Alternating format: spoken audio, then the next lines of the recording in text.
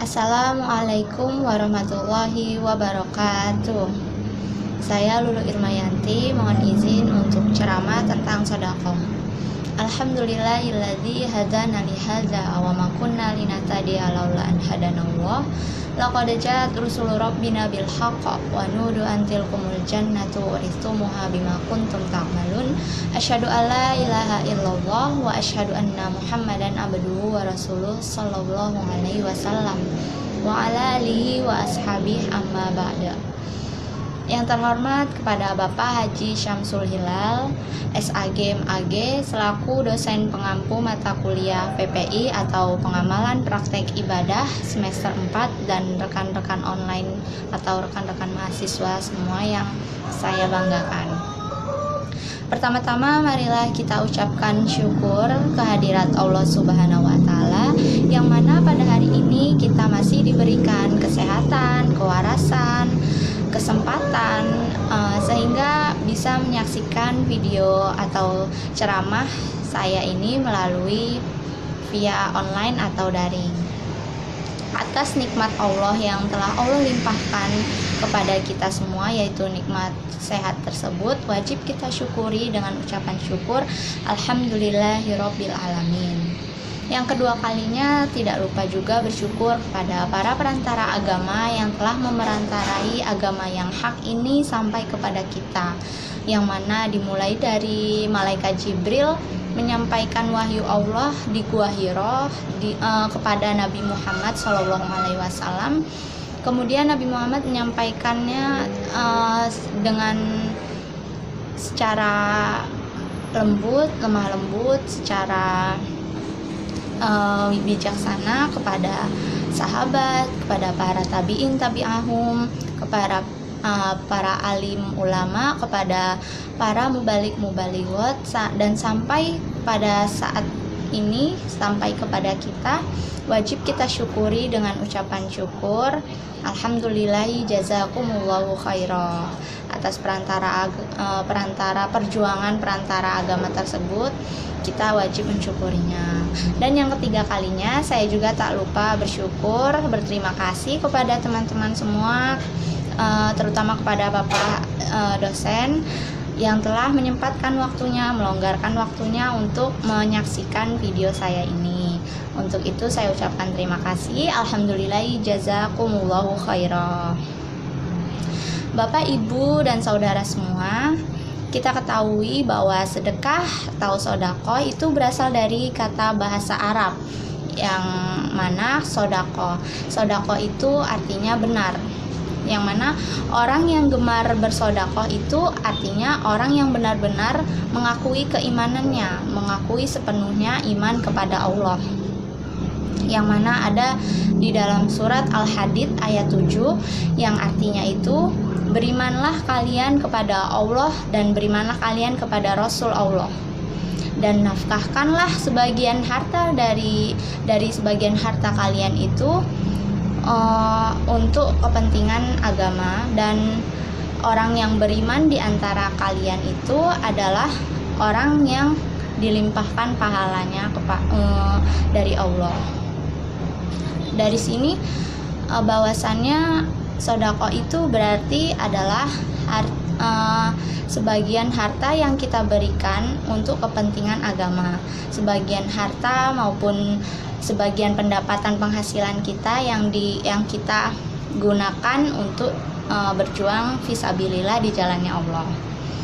Dan kemudian sodako ini apabila diberikan dengan hati yang ikhlas, mukhlis lillah karena Allah, tanpa paksaan, tanpa mengharap imbalan, dan yang mana sodako juga ini tanpa nisab seperti zakat, dan tanpa mengharap imbalan dari apa yang kita berikan kepada orang lain, itu tanpa mengharap imbalan, tapi dengan tujuan kita ini mengharapkan ridhonya Allah, mengharapkan kasih sayang dari Allah, yaitu dengan mungkin bertakorub, yaitu mendekatkan diri kepada Allah atau takorub ilallah. Dan kemudian ada sebuah kisah di mana pada zaman Rasulullah salah satu sahabat Rasulullah, yaitu Umar bin Khattab dan Abu Bakar Asy-Siddiq, yang berjudul perlombaan sodako di antara Umar bin Khattab dan Abu Bakar Asy-Siddiq.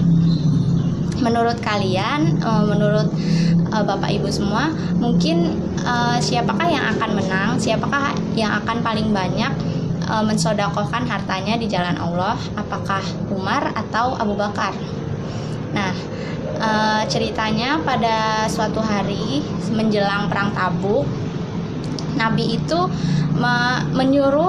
memerintahkan Abu Bakar Asy-Siddiq dan Umar bin Khattab ini untuk mensodakohkan, menginfakkan hartanya itu di jalan Allah. Kemudian Umar berpikir bahwasannya saya ini masih ada sedikit harta.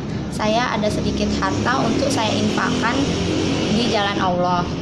Dan kemudian di dalam hati Umar berkata bahwasannya jika saya ingin mengalahkan Abu Bakar, saya harus mengumpulkan harta saya ini dari sekarang agar bisa mengalahkan sodakohnya Abu Bakar. Kemudian Umar bergegas untuk pulang ke rumahnya dengan hati yang gembira, yang dia berniat untuk mengumpulkan sebagian hartanya, yang mana hartanya ini dibagi dua oleh Umar. Sebagian untuk diserahkan untuk sodako kepada Nabi, maksudnya untuk diserahkan kepada Nabi sodako tersebut, dan yang sebagian lagi itu untuk mencukupi kebutuhan keluarganya. Lalu singkat cerita, pada hari yang sudah sudah jadwalnya untuk dikumpulkan, Umar ini bergegas menemui Rasulullah. Lalu Rasulullah berkata, "Wahai Umar, apa yang kamu tinggalkan untuk keluargamu?" Seperti itu Rasulullah bertanya. Lalu Umar menjawab, "Wahai Rasulullah, saya tinggalkan untuk keluarga saya itu sebagian dari harta saya." Lalu singkat cerita, datanglah Abu Bakar Asy-Siddiq menemui Rasulullah dan membawa semua hartanya yang dimiliki oleh Abu Bakar Asy-Siddiq. Lalu Rasulullah bertanya, "Wahai Abu Bakar, apa yang kamu tinggalkan untuk keluargamu?" Nah, lalu Abu Bakar Asy-Siddiq menjawab, "Wahai Rasulullah, aku tinggalkan untuk keluargaku Allah dan Rasulnya." Begitu melihat dan mendengar perkataan Abu Bakar tersebut, Umar berkata, "Aku tidak akan pernah bisa mengalahkan sodakohnya Abu Bakar." Nah, dari cerita ini mungkin bisa kita ambil intisarinya bahwasannya Allah itu senang kepada hambanya, kepada orang-orang yang senang bersodakoh, kepada orang yang berlomba-lomba di dalam amal soleh dan di dalam kebaikan, utamanya sodakoh. Dan pada saat itu Nabi juga memerintahkan kepada para sahabatnya untuk bersodakoh walaupun melebihi batas kemampuan mereka.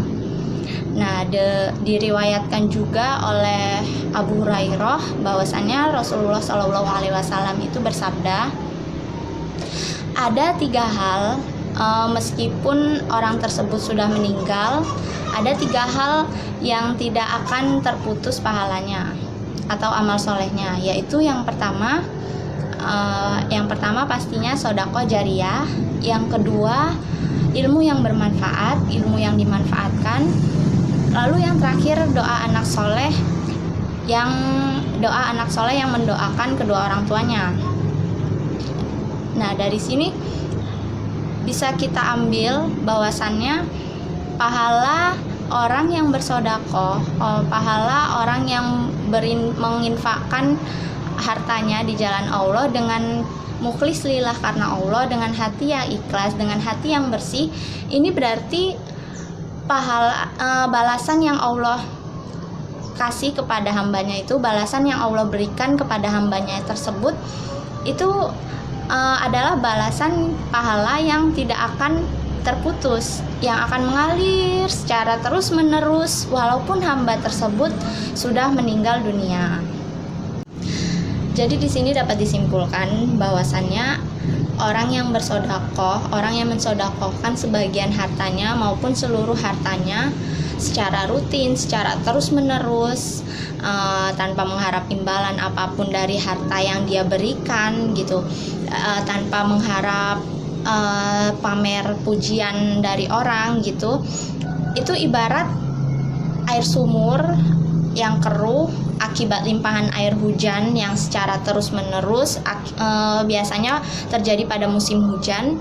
Itu apabila kita timba, kita ambil air sumur yang keruh tersebut, itu untuk kebutuhan kita sehari-hari kita ambil, kita timba, itu otomatis air sumur tersebut akan menjadi jernih, akan menjadi bersih, dan mungkin semakin banyak sumber mata airnya, sumber mata air sumur tersebut. Ini artinya apa? Bahwasannya apabila kita mensedekahkan, menginfakkan sebagian harta kita, itu kita tidak akan jatuh miskin, kita tidak akan merasa rugi gitu. Harta yang kita berikan, yang kita infakkan itu justru menjadi harta yang bersih, harta yang dibarokahkan, yang diberkahi oleh Allah Subhanahu wa Ta'ala. Jadi kehidupan kita ini akan semakin maju gitu, akan semakin sukses. Karena apabila orang yang bersyukur, kan ada dalilnya, apabila orang yang bersyukur, Allah akan melimpahkan, melipat gandakan nikmatnya. Dan apabila orang tersebut kufur, Allah akan mengazab dia dengan siksaan. Begitu. Jadi intinya itu harta yang kita infakkan, harta yang kita berikan secara sukarela, secara ikhlas, mukhlis lillah karena Allah, itu sebenarnya kembali lagi kepada kita. Harta tersebut akan menjadikan diri kita lebih baik, diri kita menjadi bersih, pahala kita akan mengalir secara terus-menerus, rezeki kita apalagi akan mengalir secara terus-menerus, tidak akan berhenti sampai kita apalagi pahala, sampai kita meninggal dunia pun pahala tersebut akan secara terus-menerus mengalir. Dari sini berarti bisa kita simpulkan ya, mengapa kita nggak bersedekah, mengapa kita nggak rutin bersedekah. Dari sini inti cerita singkatnya itu berarti sedekah itu tidak akan menimbulkan kemiskinan kepada kita, tidak akan mengurangi kebutuhan kehidupan kita sehari-hari, tidak akan mengurangi uang yang kita butuhkan untuk sehari-hari, ya kan? Makanya dari sini banyak orang yang berlomba-lomba untuk mensedekahkan, menginfakkan hartanya di jalan Allah melalui panti asuhan, melalui bakti sosial atau baksos, melalui orang-orang sekitar yang masih membutuhkan, melalui anak yatim piatu, atau melalui badan amil zakat juga bisa, mungkin untuk warga Palestina juga mungkin bisa. Dan intinya di sini bahwa sedekah itu tidak akan mengurangi rezeki kamu, malah akan semakin membarokahkan hidup kamu, membawa kamu pada kemakmuran, kesuksesan, bagi kebahagiaan dunia akhirat. Dan itulah intinya yang ingin disampaikan pada sedekah ini, pada ceramah sedekah ini. Untuk itu demikian yang bisa saya sampaikan. Mungkin kurang lebihnya saya mohon maaf, kepada Allah saya mohon ampun. Semoga video ini bermanfaat, semoga video ini bisa mengubah kalian semua untuk lebih sering bekerja, untuk lebih sering berusaha, dan hasil dari usaha tersebut bisa kita sedekahkan secara rutin kepada sosial, panti sosial atau yang lainnya yang bisa kita infakkan, yang bisa menginfakkan harta kita tersebut menjadi harta yang barokah. Demikian video yang bisa saya sampaikan, video ceramah yang bisa saya sampaikan. Semoga video ini bermanfaat dan semoga kita semua bisa lebih merutinkan sedekah kita untuk orang-orang sekitar yang lebih membutuhkan. Saya ucapkan mohon maaf apabila banyak kesalahan pengucapan dari awal video, isi, penutup, banyak kekurangan, banyak kata atau banyak kalimat yang susah dimengerti, saya mohon maaf. Kepada Allah saya mohon ampun. Sebelum saya akhiri video ceramah hari ini, mari kita membaca doa kafaratul majelis. Subhanaka Allahumma wa bihamdika asyhadu an la ilaha illa anta astaghfiruka wa atubu ilaih. Alhamdulillah, jazakumullahu khairan. Terima kasih yang sudah menonton video ini. Saya ucapkan terima kasih sekali lagi. Saya akhiru qauli hadza. Wassalamualaikum warahmatullahi wabarakatuh.